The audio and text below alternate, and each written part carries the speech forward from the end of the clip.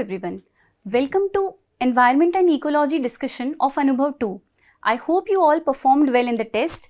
Now let's take a look at the detailed explanations of questions.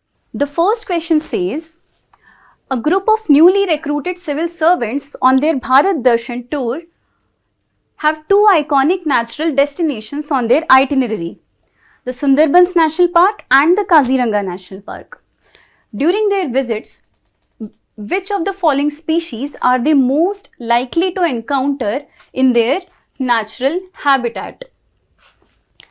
In Anubhav 1, we went looking for tigers, lions and cheetahs and the particular states in which they are found in the largest number. This time, let's have a look at some other interesting species and their specific habitats. The first is black tiger. The black tiger is only found in Simlipal Tiger Reserve of Odisha.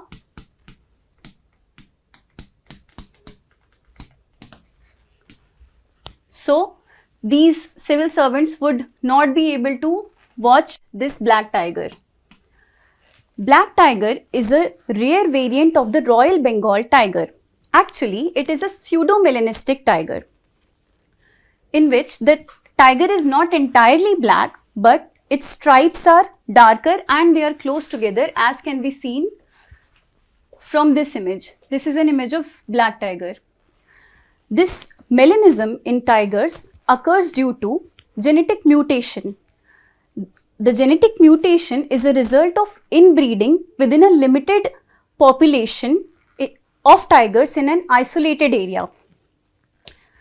In India, they are only found in Simlipal Tiger Reserve of Odisha. So, this would be incorrect. The second is Hoolock gibbon. This is correct. Hoolock gibbon is the only ape found in India. It looks like this and it is primarily found in the region south of the river Brahmaputra, mainly in Karbi Anglong region as well as in Kaziranga National Park. The Hoolock gibbon gets its name from a sound of hoolock that it produces. The third species is Irrawaddy dolphin. This is also correct. It could be found in Sundarbans National Park. The Irrawaddy dolphin gets its name from the river Irrawaddy of Myanmar. It is known to live in varied habitats, including freshwater habitats as well as marine environments. These dolphins are found in the coastal areas of South Asia and Southeast Asia. In India, they occur in Sundarbans National Park as well as Chilika Lake of Odisha. So, the correct answer to this question would be 2 and 3, that is D. Coming to the next question, it says, which of the following statements is not correct regarding the minor forest produce in India? A. Minor forest produce is not defined under the Indian Forest Act. This statement is correct. MFP is not defined in Forest Act but in Scheduled Tribes and Other Traditional Forest Dwellers Recognition of Forest Rights Act 2006. This act is also referred to as Forest Rights Act 2006. Thus, this statement is correct. Second, MFP includes all non-timber forest produce of plant origin. So, forest produce, they are classified into non-timber and the next is timber. Timber is a major forest produce, whereas MFP are non-timber forest produce. So, this statement is also correct. We can see that MFP includes products such as honey, tamarind, mahua leaves, olive oil, chironji, etc. The third statement says that bamboo was recently removed from the definition of MFP. This is an incorrect statement. bamboo is also classified as a minor forest produce by the Government of India. So it is not removed, but it is included under the definition of MFP. Fourth, Government of India announces minimum support price for specific MFPs. This statement is also correct. The government every year MSP is announced for specific minor forest produce by the Government of India. Moving on to the next question. This also is a very interesting question. It says, the quail bird exhibits a particular behavior by laying its eggs in the nest of a crow, allowing the crow to incubate and raise its chicks. This type of species interaction can be best described as a form of. The answer to this question is parasitism. Many of us may have listened to this tale of a quail bird laying its eggs in a crow's nest in our childhood. Now, let's also understand the detailed ecological aspect of this act. Actually, this act is known as parasitism and specifically brood parasitism. In parasitism, what happens is two species interact with one another, in which one species benefits at the cost of another species. The quail lays its eggs in crow's nest, thereby imposing the cost of rearing its chicks on the crow. So in this case, the quail, it is the parasite and the crow is host. This image would make it more clear. See, this is how a quail looks and this is a crow. In this picture, we can clearly see that these are the quail's chicks which are being fed by crow. So, how is a quail able to do so? It is mainly because of two reasons. One, the breeding period of the Asian quail overlaps with that of the breeding period of crow. And next, the eggs of the quail resemble to that of the crow's eggs in their size, color and physical appearance. So, the quail very cleverly lays its egg and the crow hatches it. Also, in India, most of the birds lay their eggs in the season of summer, because they could, in this way, in the following monsoon season, they could have more food for their hatchlings, more food in the form of tiny insects. So the answer will be B. Coming to the next question. It says that Nimesulide, recently seen in the news, is associated with which of the following contexts? The Government of India has recently implemented a ban on Nimesulide under the Drugs and Cosmetics Act 1940. This is the context of this question and the answer to this question is A. It is banned due to its toxicity affecting vulture population. Now, what is Nimesulide? It is actually an NSAID, that is non-steroidal anti-inflammatory drug. This drug is used in various veterinary medicines. But what has happened is researchers from the Indian Vulture Research Institute in Bareilly have observed vulture deaths due to toxicity because of this Nimesulide. This is also used in veterinary medicine. And what happens is this Nimesulide accumulates in the tissues of the vulture in similar manner as diclofenac used to accumulate in tissues of vultures. Hence, it has been banned in veterinary use by the Government of India. Coming to the next question. It is an assertion reason question which says that, the statement 1 says that coal gasification mission launched by the Government of India can help in reducing dependence on imported natural gas. This statement is correct. Actually, coal gasification is a technology in which coal is converted into natural gas, which is known as syngas or also synthesis gas.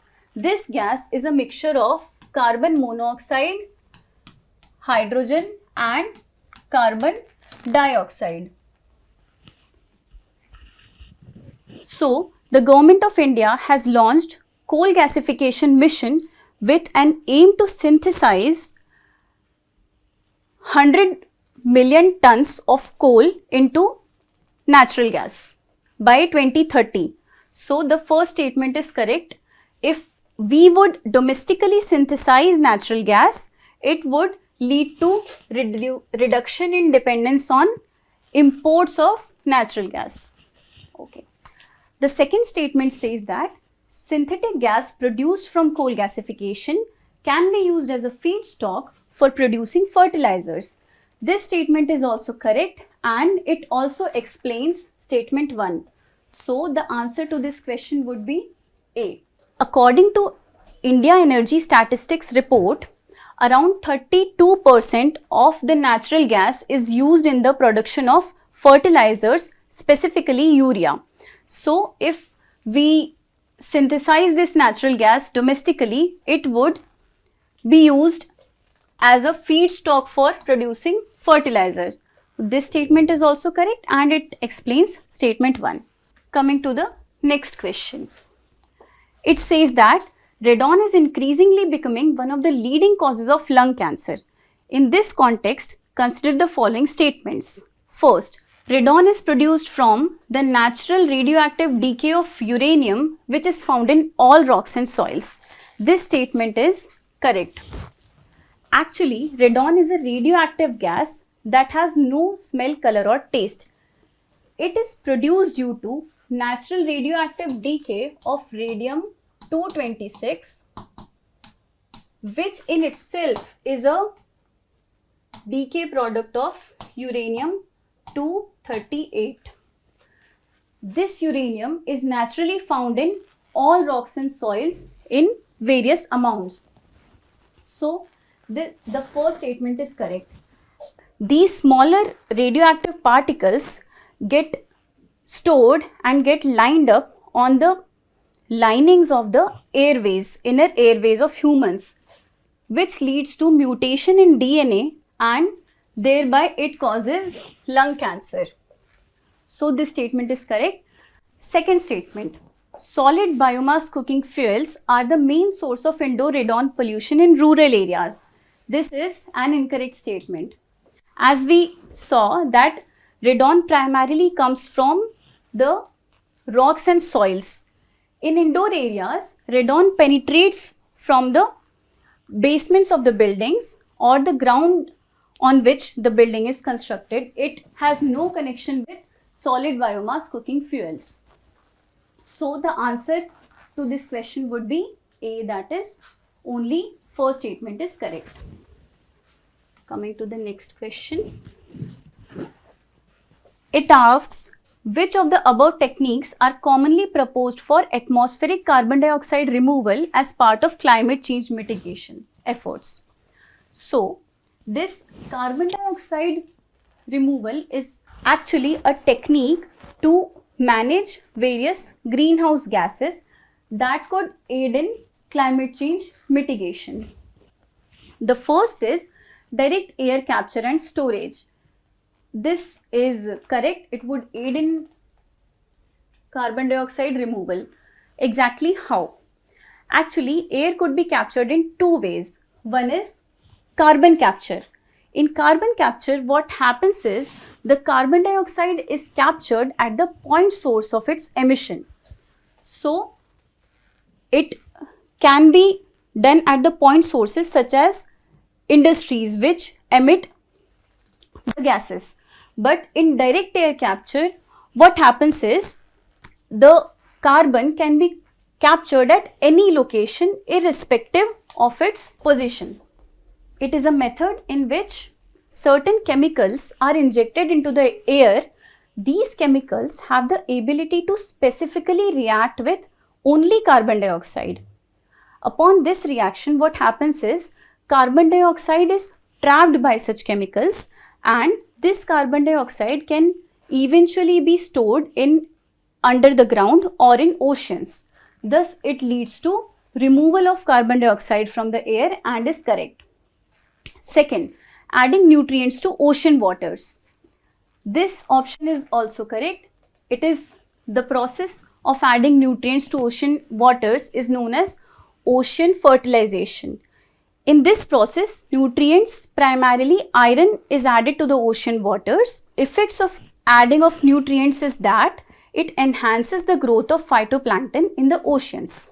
Now, phytoplanktons are helpful in two ways. As they are autotrophs, they synthesize their own food by using carbon dioxide through the process of photosynthesis.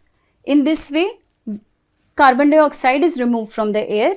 Next, this phytoplankton is a biomass. When it dies, some of the biomass sinks deep into the ocean, and this biomass has a lot of carbon. When it sinks deep into the ocean, and it gets sequestered in the oceanic beds. So this is also correct. The third is marine cloud brightening. This is incorrect. In marine cloud brightening technique, what happens is certain chemicals are injected into the shallow marine clouds. These chemicals have the effect of brightening the marine clouds. We know that lighter and brighter surfaces have higher albedo. That is the ability of a surface to reflect back sunlight.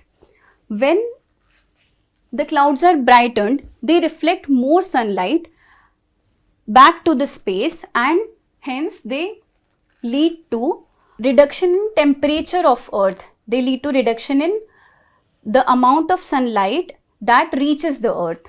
So it is a climate change mitigation method, but it is not a carbon dioxide removal method. Fourth is increasing the alkalinity of the ocean. This could be done in two ways.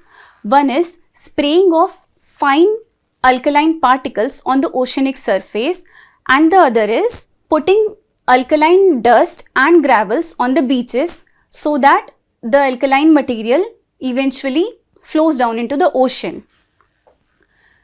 When we increase the alkalinity of the ocean, what happens is at the air-water interface, carbon dioxide reacts with water to form carbonic acid. This, like all acids, this carbonic acid releases hydrogen ions which eventually react with certain alkaline materials in the oceans to form carbonates as well as bicarbonates. When these stable compounds such as carbonates and bicarbonates are formed, it effectively pulls more carbon dioxide from the atmosphere. Hence, as a result, the ocean becomes more alkaline and it serves as a bigger carbon sink. Thus, it aids in removal of carbon dioxide from the atmosphere. So, this is also correct. So, the correct answer to this question would be 1, 2 and 4, that is C. Coming to the next question, it says, consider the following statements regarding the United Nations High Seas Treaty. Actually, India has recently signed the Biodiversity Beyond National Jurisdiction Agreement, known as the BBNJ. It is also known as the High Seas Treaty. So, this question is asked in context of India signing this agreement. High seas is an area of the ocean that is beyond the national jurisdiction of a coastal state. These areas of high seas are open to all for peaceful purposes such as navigation, overflight, etc. So, the first statement of our question says that the High Seas Treaty allows countries to extend their exclusive economic zones beyond 200 nautical miles by establishing marine protected areas. This statement is incorrect. The High Seas Treaty does contain provisions for conservation of marine biodiversity in the areas of high seas. However, it has no provision that deal with extension of EEZ of a country beyond the limit of 200 nautical miles. This could not be done by establishing any marine protected area. So this would be incorrect. The second statement says that the High Seas Treaty provides for the equitable sharing of benefits from marine genetic resources. This statement is correct. The parties to the treaty are mandated to ensure the sustainable use, protection and conservation of marine resources. Hence, they have to ensure that the benefits that arise from the use of genetic resources are shared equitably. So, the answer to this question would be B, that is 2 only. Coming to the next question. It says that polylactic acid and polyhydroxyalkanoates often seen in the news are types of. These are types of biodegradable polymers. Polylactic acid and polyhydroxyalkanoates are synthesized using fermentation of renewable resources. As the name suggests, polylactic acid is primarily made from lactic acid and polyhydroxyalkanoates are synthesized using various microorganisms such as bacteria, archaea, etc. These are increasingly being used for making biodegradable plastics that are known as food grade plastics. We also have an image. See, this is a food grade plastic that has been made using PLA and polyhydroxyalkanoates. Coming to the next question. Consider the following statements. It is an assertion reason question. Statement 1 says that pyramids of biomass are generally inverted in the sea. This statement is correct. Ecological pyramids are the graphical representations of number of organisms or biomass or bioproductivity at each trophic level in an ecosystem. The pyramid of biomass represents the total amount of biomass that is present at a trophic level in an ecosystem. So, in the sea, this pyramid of biomass is generally inverted. This is because the base of the pyramid is very small and the apex of the pyramid is very large. This results in inverted pyramid of biomass. So, the statement 1 is correct. Statement 2 says that phytoplankton have a higher biomass compared to zooplankton.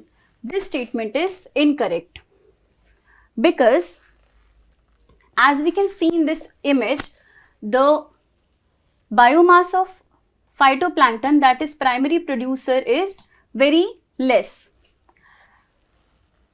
This is because phytoplankton have a higher reproduction rate. They reproduce and die quickly. That leads to their rapid removal from the trophic level. Upon moving upwards in this pyramid, we observe that the biomass of the primary consumers, that is the zooplankton, is more than the biomass of phytoplankton, and the biomass of tertiary consumers such as small and large fishes is even higher. So, this results in an inverted pyramid. So, the second statement would be incorrect. Phytoplankton do not have a higher biomass compared to zooplankton. The biomass of zooplankton as well as small and large fishes is way higher than that of phytoplankton. So, the answer to this question would become C, that is statement 1 is correct, but statement 2 is incorrect. Coming to question number 79. It says, with reference to various types of coastal and marine ecosystems, consider the following statements. First, seaweeds are macroscopic marine algae having high nutritional value. This statement is correct. Let's have a look at seaweed. See, This is a seaweed. Actually, seaweeds are macroscopic marine algae. Algae is classified as a protista in 5 kingdom classification.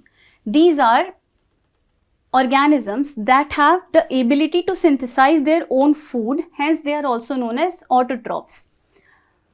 Seaweeds are found in shallow coastal waters as well as on rock beds. So they are primarily aquatic beings. Seaweeds are rich in various vitamins, nutrients, as well as healthy omega-3 fatty acids. Hence, they are also known as medical food of the 21st century.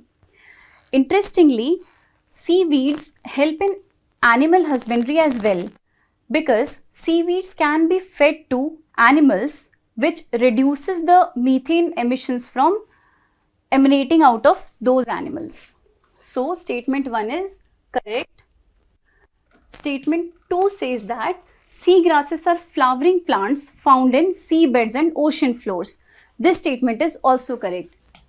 Seagrasses are angiosperms, that is, they are flowering plants. We can see these lavender flowers of seagrass. Seagrasses are found on the seabeds and oceanic floors. These have the ability to sequester carbon, and also they support great levels of marine biodiversity. Dugong, that is sea cow, that is also found in, that also inhabits the areas where seagrasses are found, as seagrass is the primary food of many of the aquatic animals.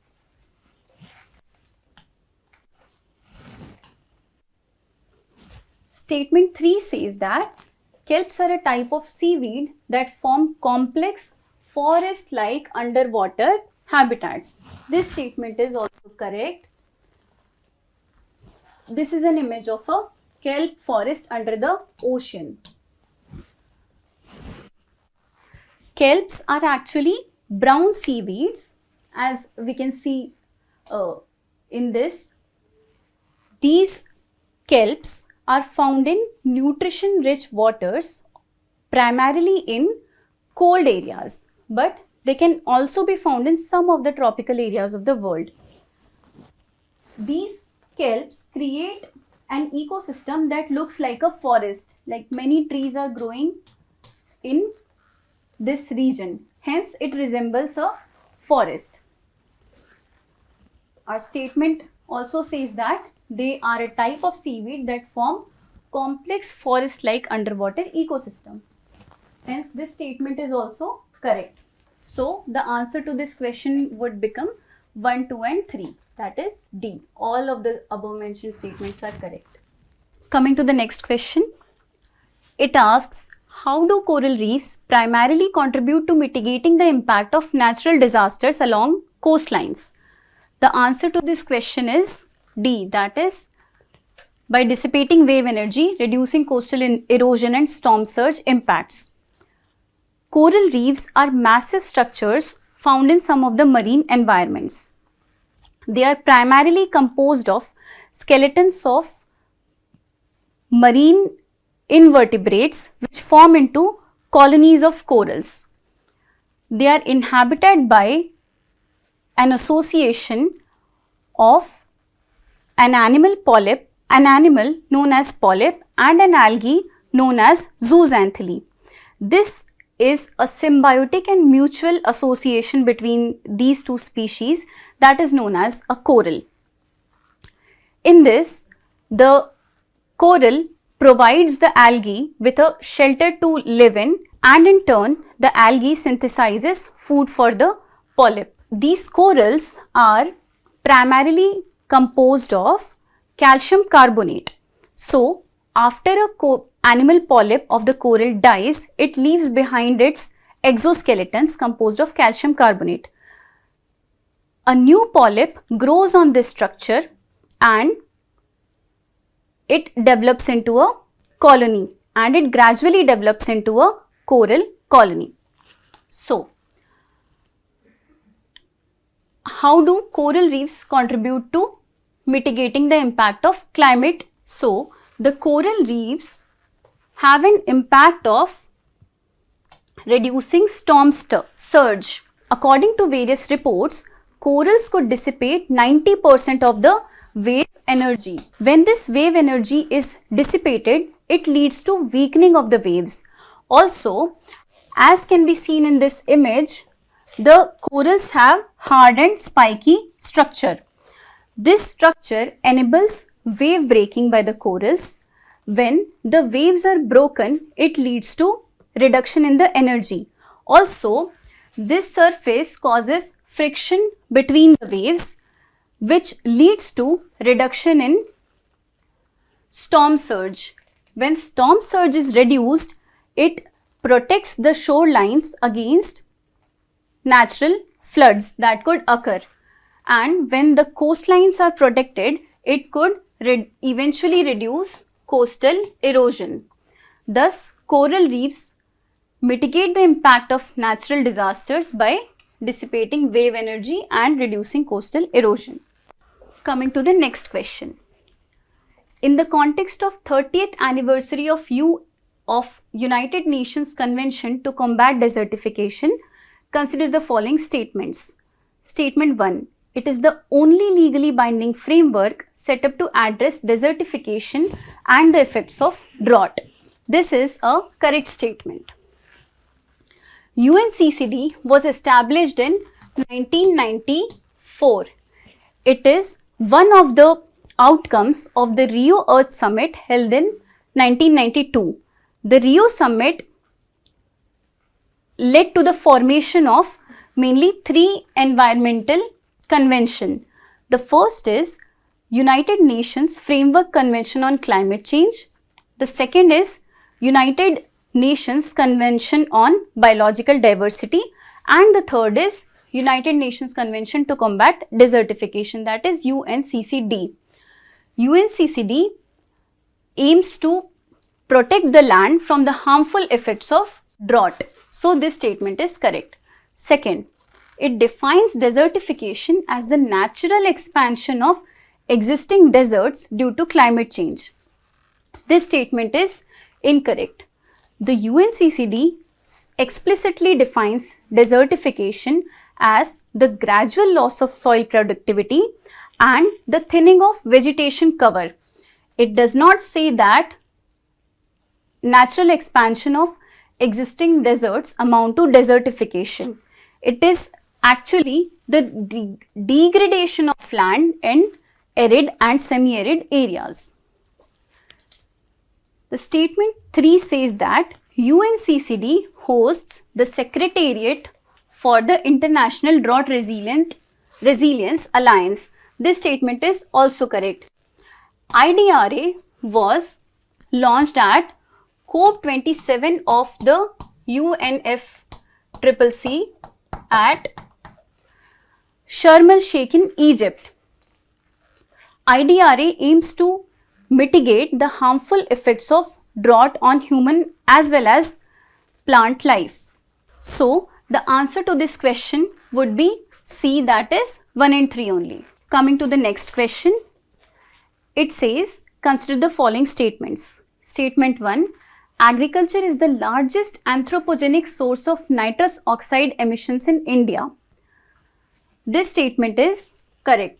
Nitrous oxide is a very potent greenhouse gas. This gas has been prevalent in the atmosphere since pre-industrial levels. Actually, though it is found in very less concentration as compared to other greenhouse gases such as carbon dioxide and methane, but its global warming potential is 300 times greater than that of carbon dioxide over a 100-year period. So, it is a very potent greenhouse gas. It also is a very strong ozone depleting substance. In India, agriculture amounts for around 72% of the nitrous oxide emissions.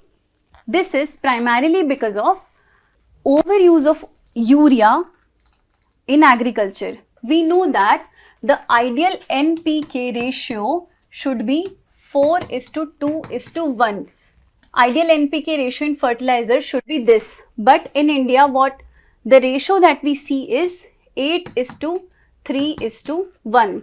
This means we are putting 8 parts of nitrogen into our soil, 3 parts of phosphorus and only 1 part of potassium. This is a highly distorted figure. Application of more and more urea into the soil leads to excess nitrogen in the soil.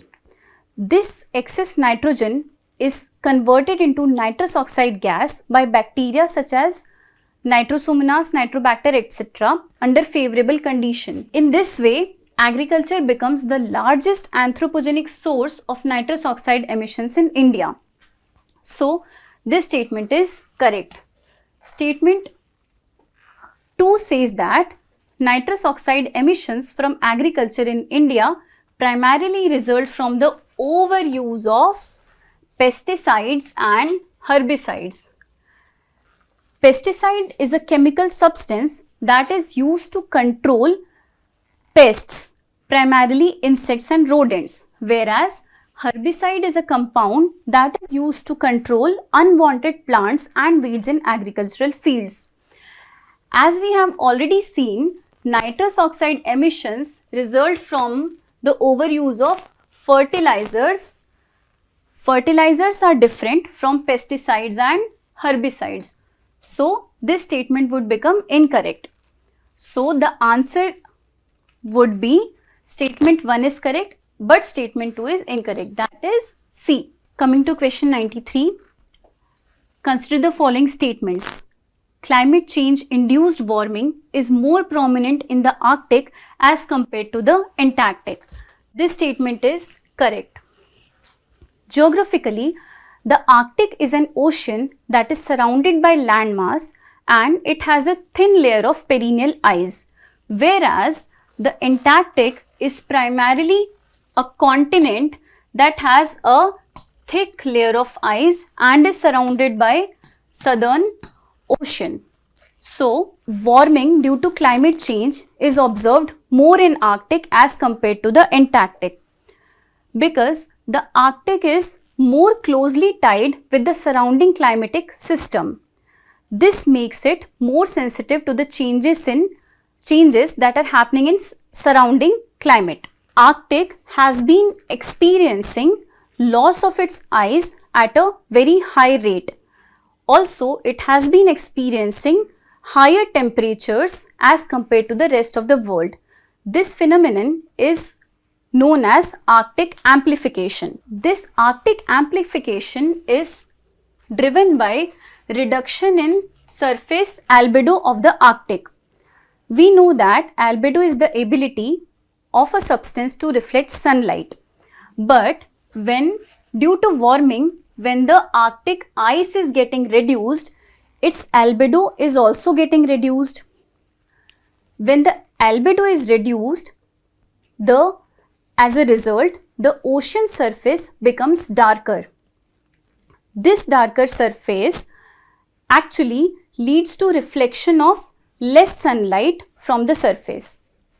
When less sunlight is reflected, it eventually leads to more warming. Thereby, a loop is created wherein the albedo is reduced, the Arctic is warmed, and also the surrounding temperatures are also increasing. So, the statement 3 of our question also says this: Arctic experiences a stronger ice albedo feedback effect, accelerating warming. As the ice cover decreases, decrease in ice cover leads to reduction in amount of albedo, and reduction in albedo leads to accelerated warming. This creates a loop and it leads to more warming and more prominent warming of the Arctic as compared to Antarctic. So, statement 1 is correct and statement 3 explains it correctly. coming to statement number 2, it says that ozone depletion is more severe in the Antarctic as compared to the Arctic. This statement is correct and it is rightly explained by statement 4, which says that prolonged low temperature of the Antarctic stratosphere promotes the formation of polar stratospheric clouds. So, let's see how does it take place. Ozone depletion is more prominent around the Antarctic region. This is because of special climatic conditions that occur on the Antarctic continent. What happens is Antarctica experiences continuously low temperatures throughout the year. These low temperatures aid in the formation of polar stratospheric clouds. These polar stratospheric clouds provide a surface wherein certain chemical reactions could take place. These chemical reactions result in conversion of stable forms of chlorine and bromine into highly reactive forms. This unstable and reactive chlorine in turn induces the depletion of ozone layer. Thus, these PSCs act as catalyst for ozone depletion in the Antarctic region. So, this statement is correct and it explains statement number 2 correctly. This completes the discussion of environment and ecology section of Anubhav 2. I hope you find it useful and all the best. Thank you.